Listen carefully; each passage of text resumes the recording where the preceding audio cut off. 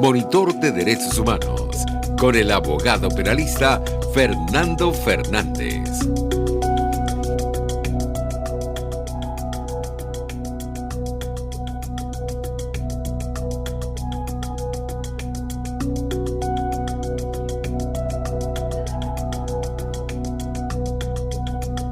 Aló, mi apellido es Rosell, Jorge Rosell.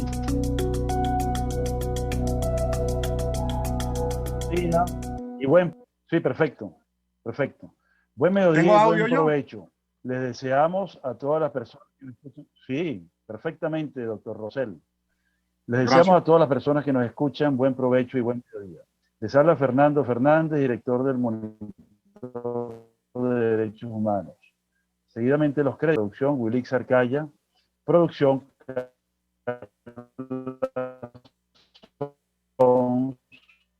Gregorio González. En los controles, conducción Fernández, r750.com, rcr.tv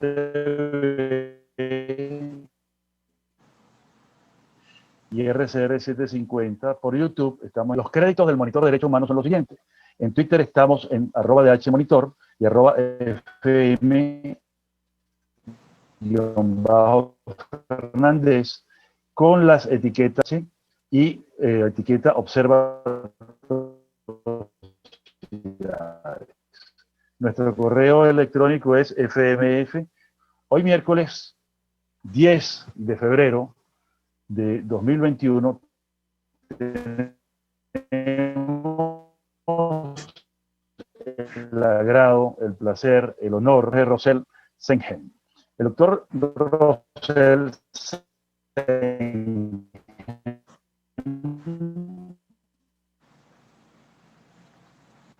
es doctor en Derecho, Universidades Nacionales y Extranjeras, juez penal por más de 3 del Tribunal Supremo de Justicia de Venezuela, y bueno, es una persona sumamente calificada para poder hablarnos del garantismo penal y cómo se ve esto en la justicia penal venezolana y concretamente qué tiene que ver con los derechos humanos. Bienvenido, doctor Rosell, ¿cómo está usted?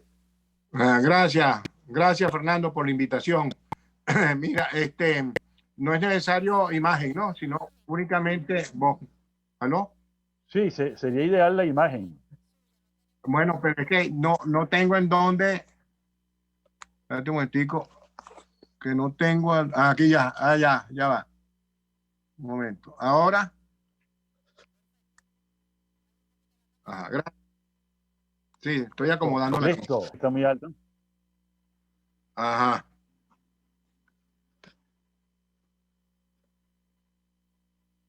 Ah, ¿estamos listos? Sí, bueno, gracias Fernando por la invitación. Fernando Modesto, ¿cómo te ha ido? ¿Aló? ¿Aló? ¿Aló?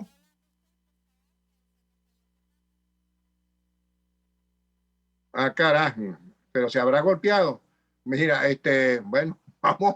Bueno, yo estoy muy complacido en acompañar a Fernando en este rato de radio. Bueno, vamos a hablar un poco sobre derechos humanos y cómo el juez garantista debe Bienvenido, tener doctor Rosell. ¿Cómo está usted? Ajá, ya pues por muy fin, bien, mira, ¿no? te estaba sustituyendo ya, te estoy serruchando las patas, como dicen. ¿Aló? ¿Aló?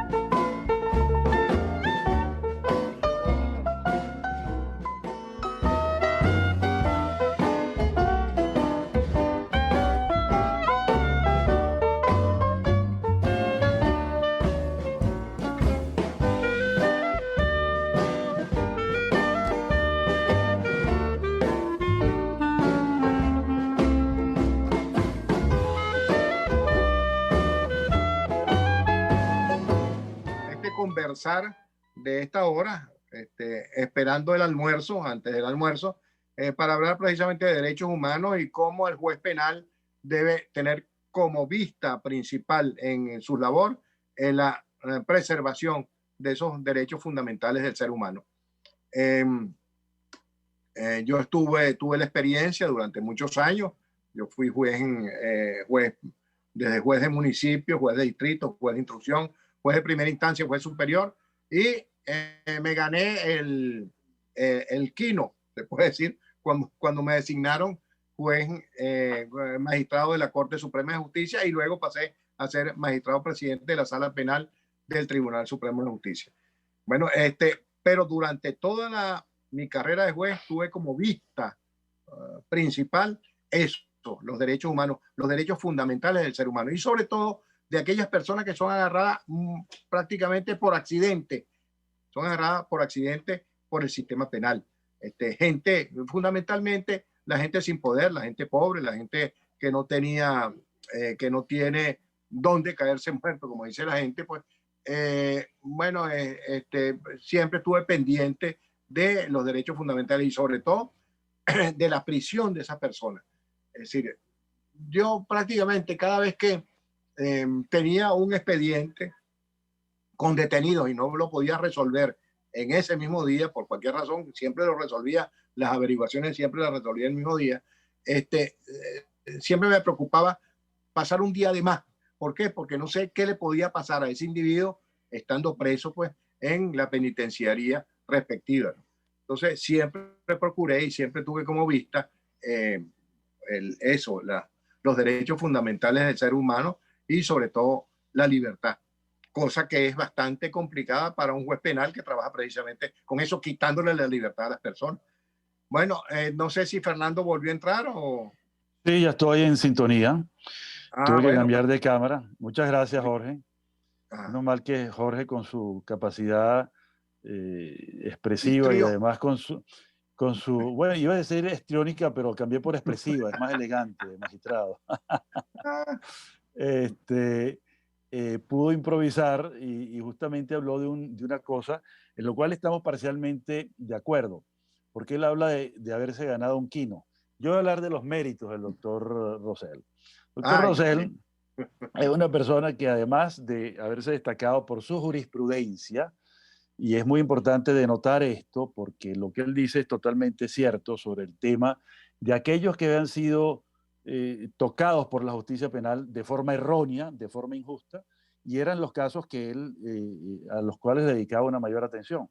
Y se ha destacado justamente por eso, por tratar de ver lo excepcional dentro de lo excepcional, es decir, aquellas circunstancias en las cuales se priva de la libertad de una persona por error o por mala fe.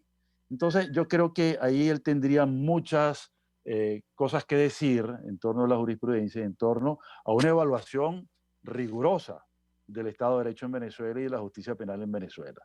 Entonces, nos gustaría que hablaras de algún caso, Jorge, de esos tan interesantes y tan importantes que siempre se estudian a nivel de la jurisprudencia criolla.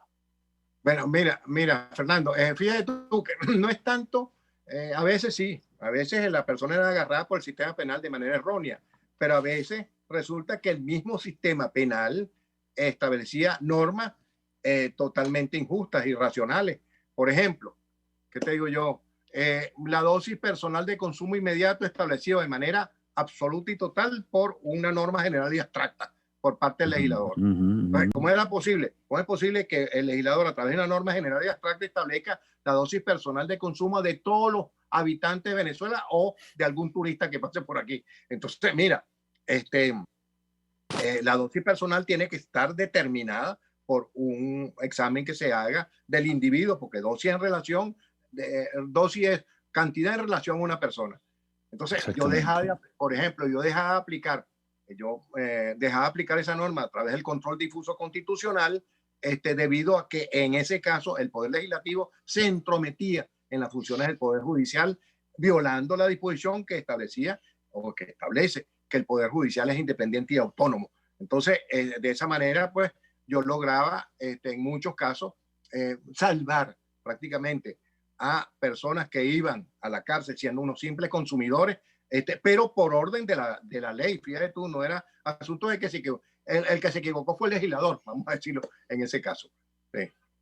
Sí, ese es un buen ejemplo porque justamente es uno de los temas fundamentales del garantismo, ¿no? Me gustaría, Jorge, que nos explicara un poco en qué consiste esa palabra, que es un neologismo.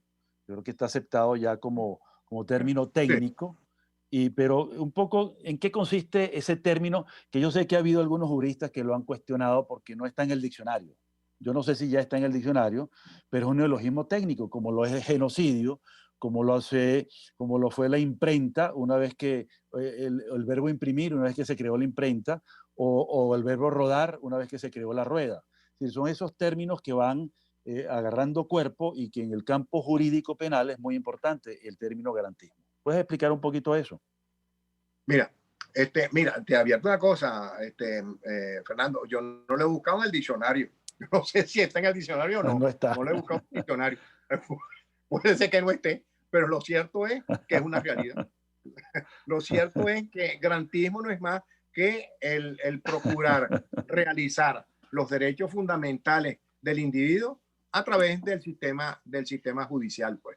El garantismo significa la vigilancia que debe tener el órgano judicial. Bueno, garantismo en relación a la función judicial. La vigilancia que debe tener el órgano judicial o los funcionarios del órgano judicial, los jueces, en relación a la realización de los derechos fundamentales del ser humano. ¿Cuáles derechos fundamentales? Bueno, eso, los derechos económicos, sociales y culturales, pero dentro de ellos debe resaltar lo que es la salud, la educación, la vivienda digna. Bueno, entonces es eso, pues, es la permanente vigilancia del Poder Judicial en relación a la realización de los derechos humanos.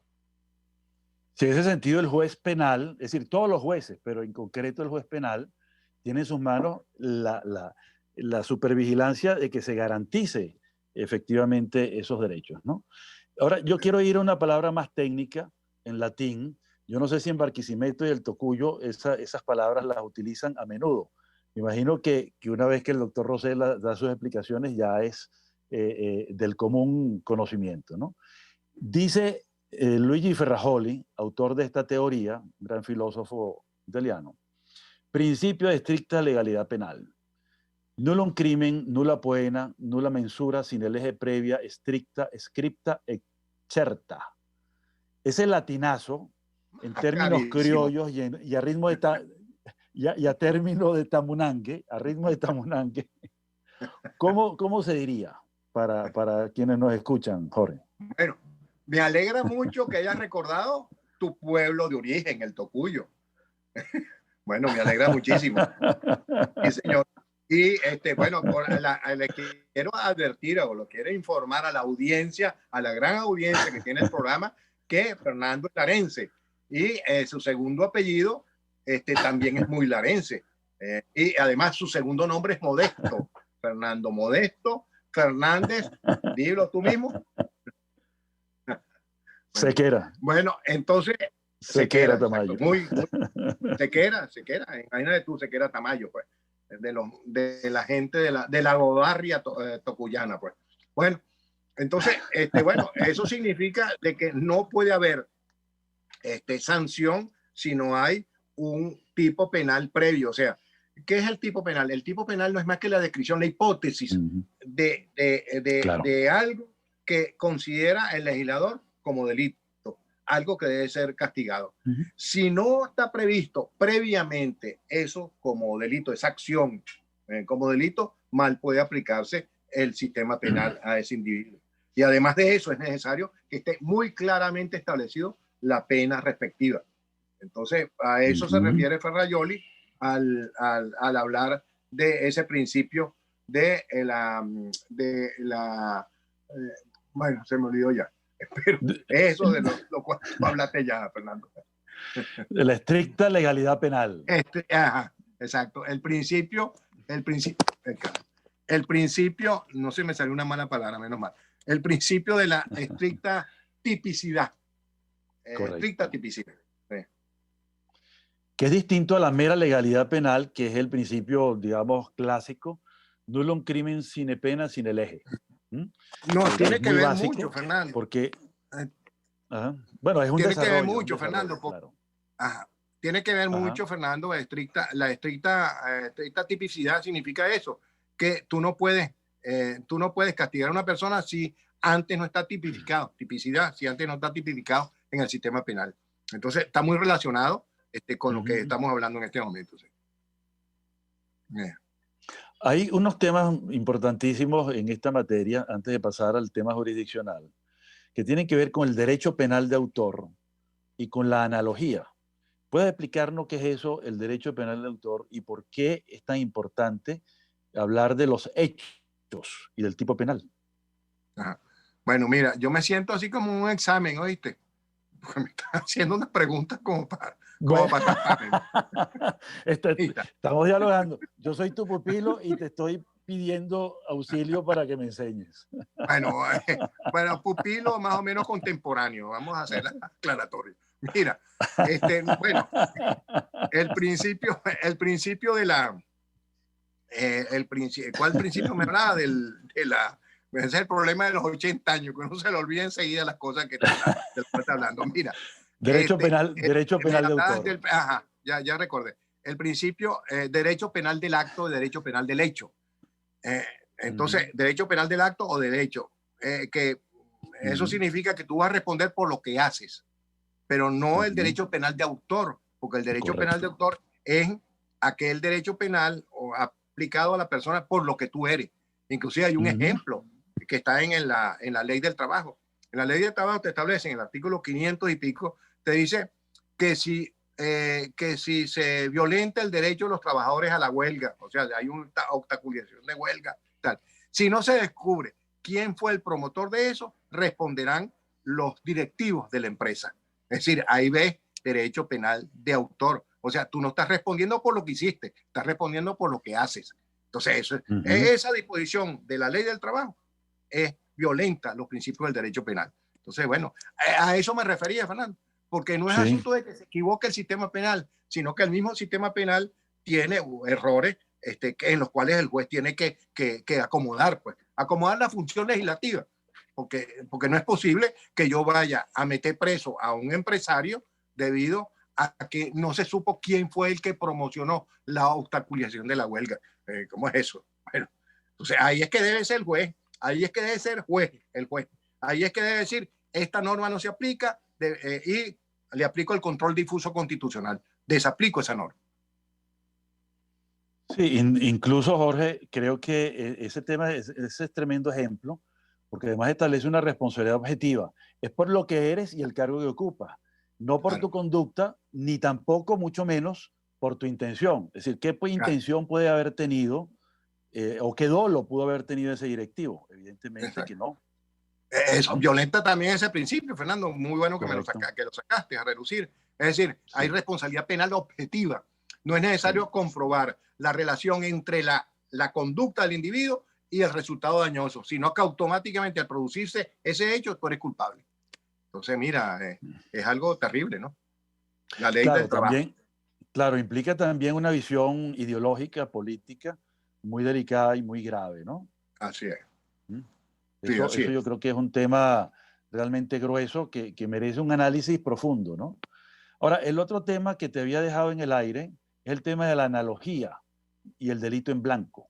Es decir, en nuestra legislación, sobre todo la de los últimos años, hay muchos parecidos entre las leyes penales y las leyes estalinistas, el Código Penal de Stalin, que establece, bueno, cualquier cosa que se parezca a un delito pasa a ser delito porque así lo decide la ley, y deja al arbitrio entonces de los aplicadores de justicia a sancionar, pues, por analogía, ¿no?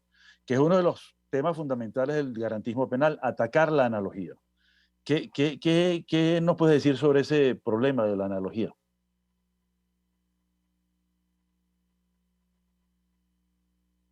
¿Aló? Creo que se fue. ¿Aló? Como que se fue el audio. ¿Aló? ¿Se cayó él? Bueno, ¿O me caí yo? tú continúas con el examen, ¿no? Bueno, vamos a seguir respondiéndote. Bueno. No, yo no me fui. Es tú. Dale, adelante.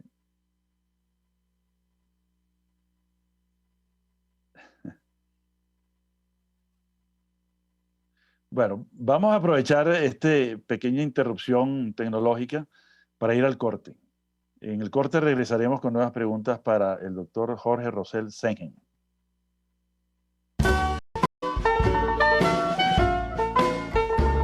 Los grandes temas se debaten en la mesa.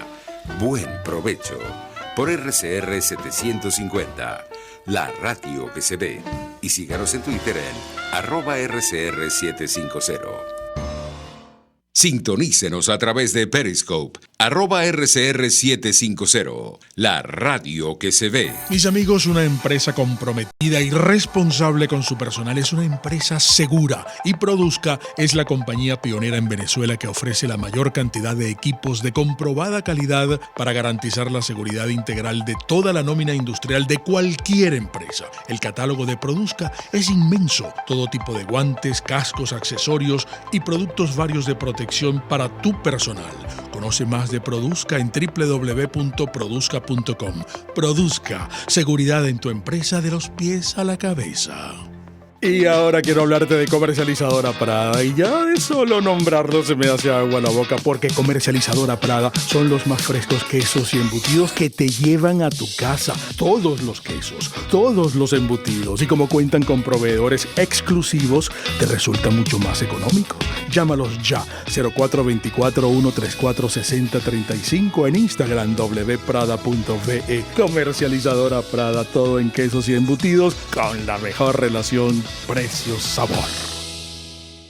Pluralidad contigo. Respeto contigo. Responsabilidad contigo. Libertad contigo. Estamos contigo y punto. De lunes a viernes a la 1 de la tarde. Contigo. Solo por RCR 750 AM. Porque lo bueno une. Voz de América. Información precisa, completa, veraz, objetiva e independiente. Directo a tu pantalla. De lunes a viernes a las 2 de la tarde por RCR 750. Hola, les saluda Alfredo Yuncosa y los invito a acompañarnos a Con Seguridad Radio, el programa pensado en la seguridad de los ciudadanos y las organizaciones. Con Seguridad Radio. Todos los sábados a las 12 del mediodía por RCR, la radio que se ve. RCR 750 AM. Porque lo bueno une.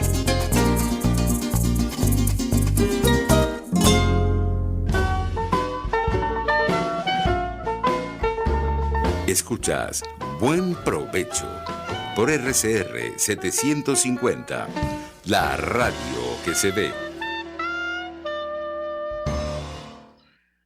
Bueno, volvemos luego de un pequeño corte y una interrupción por motivos tecnológicos. No sé si estamos ya en sintonía con el doctor Rosell. Sí, aquí estoy, Fernando. Aquí estoy. Ajá, bueno, tuvimos un pequeño percance, pero menos mal que el doctor Rosell ya es un ducho usuario de internet, de las vías telefónicas, y sabe que si se cae una de las vías, se conecta por la otra. Bueno, así que bueno. Con el auxilio de ustedes, claro. Bueno, pero tú eres muy inteligente y has aprendido rápido, mucho más rápido que yo, por lo menos, ¿no? Bueno, Jorge, quedamos en el tema de la analogía. ¿Qué es eso de la analogía o de los delitos o lo que se parece a un delito? Recordemos el famoso Código Penal Stalin, que decía, delito es todo lo que dice este código y cualquier cosa que se le parezca, ¿no? Por eso, más o menos, sí. Era más o menos así, pues, ¿no? Y en la época de Hitler también, ¿no? Quien ofendiera los sanos sentimientos del pueblo alemán o quien fuera enemigo del partido o del Estado. ¿Cómo es eso de la analogía y cómo funciona a la luz del garantismo penal? Sí, bueno, mira, la analogía es una de las fallas que podría tener un sistema penal. Es decir, no puede haber, precisamente esto se deduce del principio que hablamos anteriormente, de la estricta tipicidad. Es decir, el hecho punible debe estar claramente establecido. La hipótesis, es decir, la hipótesis que se va a hacer realidad posteriormente cuando el individuo comete el hecho punible, el delito, debe estar claramente establecido en la ley respectiva, con la pena que debe corresponderle a ese hecho, pues. Entonces, eso es la analogía es algo totalmente contraria a ese principio. Analogía significa que yo puedo, como tú acabas de decir, que yo puedo meter preso a una persona porque me parece que que lo cometido es algo parecido, por análogo es algo parecido a esta acción. No, tiene que darse la acción exactamente igual como la describe el sistema, la ley respectiva. Sí, yo creo que eso es bien importante porque hay muchas leyes, por ejemplo, la ley contra la delincuencia organizada tiene normas que se aplican por analogía, pues, ¿no? Sí, así es. Y genera cantidad de ahí injusticia, vamos ¿no? a conseguirnos con lo que llaman leyes en blanco, entonces en donde no se establece claramente cuál es el hecho, sino que lo rellena prácticamente el juez, ¿no? Entonces es una barbaridad, pues. Sí, en ambas situaciones se produce, digamos, una gran injusticia, que es que o se puede aplicar de mala fe, sabiendo que fulanito no es culpable de nada, o puede haber hasta un error de parte del tribunal, ¿cierto? Sí, claro. No, es decir, analógicamente tú no puedes aplicar ninguna sanción. Es decir, analógicamente, es decir, cuando el juez dice, se me parece eso que hizo ese individuo, se me parece a esto que está aquí, razón por la cual lo condeno, eso no está dentro del sistema penal, pues. Es decir, cualquier analogía está execrada del sistema penal. Es algo abominable. Mira, nos quedan pocos minutos, Jorge, pero creo que el tema de la estricta jurisdiccionalidad penal, es decir, esa capacidad del juez penal para juzgar hechos, contrasta siempre con el principio de presunción de inocencia, que es lo que yo más creo que le cuesta al común de las personas que no son abogados, que no han sido discípulos tuyos o que no han entrado en esta nueva tendencia que hay desde el COP, el Código Orgánico Procesal Penal, ¿no? Porque antes de eso se presumía la culpabilidad. ¿Por qué no nos cuesta un poco esa transición de esos dos principios cardinales, ¿no? Presumir la culpabilidad de quien se ponía preso, antiguamente con el sistema mixto, inquisitivo, o la presunción de la inocencia, que es lo que impera ahora con el Código Procesal Penal.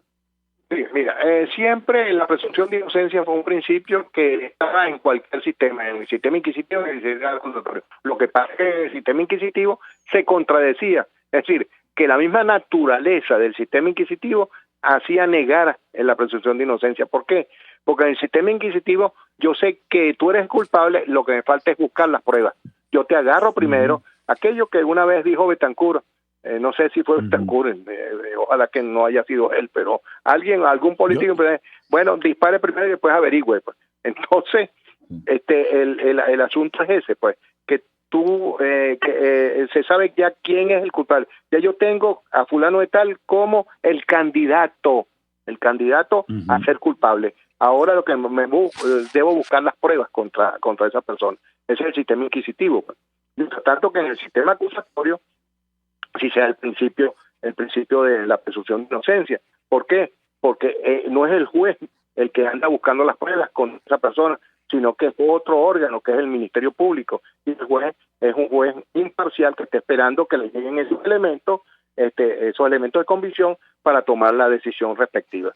Pero fíjate tú, la gente dice, bueno, la presunción de inocencia del delincuente, no, la presunción de inocencia tuya también, la presunción de inocencia de Fernando Fernández, la presunción de inocencia de tu productora del programa, que está empeñado en decirme Rosel, y es Rosel. Bueno, la presunción de inocencia, de toda la ciudadanía, eso es básico.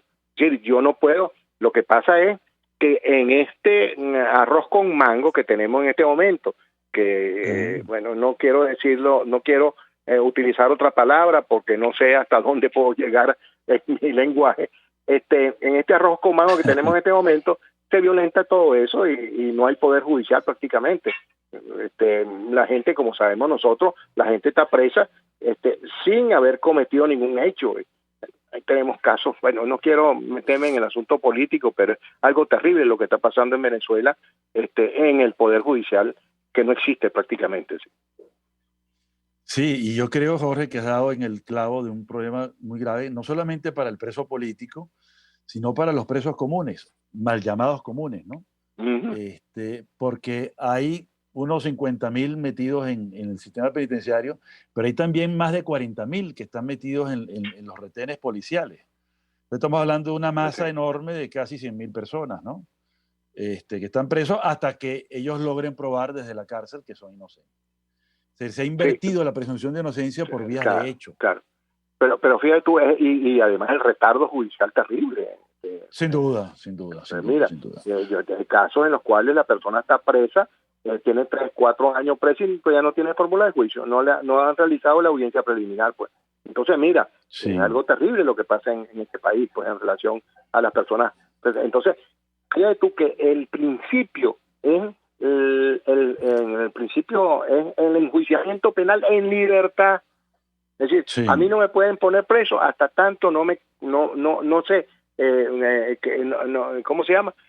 No se violente el principio de presunción de inocencia. ¿Qué es lo que el fiscal del Ministerio Público? El fiscal del Ministerio Público, a través de su prueba, lo que va es a contradecir el principio de inocencia, de la presunción de inocencia. Mire, aquí no hay presunción de inocencia porque hay otro elemento que hace dudar de esa inocencia, razón por la que hay que enjuiciarlo. Pero ese enjuiciamiento debe ser libertad. Bueno, pero entonces... Claro, y hay una pregunta protocolar, formal, pero muy de fondo también, que es que se le pregunta siempre al imputado, ¿usted cómo se declara? ¿Culpable o no culpable? Pero eso es central para entender. Entonces, si se declara no culpable, pero el fiscal tiene pruebas de que sí lo es, tiene que procesarse, pues, ¿no? Bueno, nos queda apenas un minuto, Jorge. Yo quisiera que tú hables a la audiencia del programa, como profesor que has sido de tantos años, como juez emérito que lo eres, y como persona conocedora del sistema penal, ¿qué le dirías tú a los jueces, qué le dirías tú a los fiscales, qué le dirías tú a los abogados y a la sociedad en general sobre el garantismo y la presunción y el garantismo y los derechos humanos? Para cerrar un minuto. Bueno, mira, pues en primer lugar, Fernando, yo le diría a los jueces y fiscales de esta república, renuncien. Eso es lo primero que le diría, pues, porque es necesario sustituir totalmente al Poder Judicial, empezando por el Tribunal Supremo de Justicia, pues. Hay que sustituir, hay que hacer una renovación total y absoluta del sistema judicial. Y te digo, no quisiera gastar lo que me queda del minuto recomendándole algo a los jueces y fiscales que yo sé que les entra por un oído y les sale por el otro, pues. Entonces yo prefiero irme a lo sustancial. Este Poder Judicial no funciona, es necesario, uno de los principales cambios que hay que dar, y una de las principales reformas que hay que dar apenas salga este gobierno, es la reforma, la renovación completa del Poder Judicial venezolano. Bueno, esto es un mensaje bomba, esto es realmente una conclusión impresionantemente importante, sumamente radical, y le aseguramos al doctor Rosell que tendremos nuevas oportunidades de seguir hablando de este tema tan apasionante y tan necesario para Venezuela. Muchas gracias y nos vemos el próximo miércoles.